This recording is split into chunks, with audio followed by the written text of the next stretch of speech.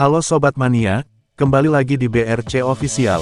Ada kabar menarik nih mengenai PSM Makassar, terus menambah amunisi, mengarungi Super League 2025/2026.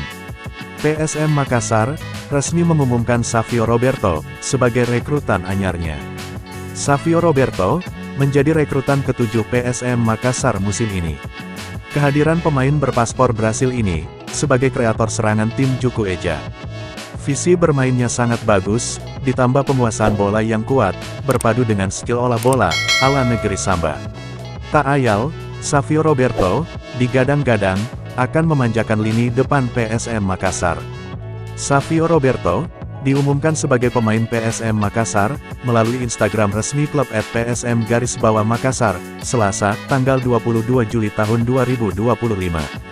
Gelandang berusia 29 tahun ini, diumumkan setelah 10 hari bergabung bersama tim. Misteri Revealed, desas-desus playmaker berkebangsaan Brasil, yang 2 minggu terakhir, meramaikan kolom komentar, kami jawab sekarang. Please welcome, Savio Roberto, demikian ditulis akun Instagram PSM Makassar, @PSM_Makassar. Tak berhenti di Savio Roberto, PSM Makassar, telah mendatangkan penyerang sayap muda, Galapagamo. Galapagamo, musim lalu memperkuat Semen Padang. Pemain berusia 18 tahun ini, mencetak 3 gol, dan 1 assist dari 21 pertandingan. 1 gol disarankan ke gawang PSM Makassar, pada pekan ke-11, Liga 1 di Stadion H. Agus Salim, Padang, Sumatera Barat, Kamis tanggal 21 November tahun 2024.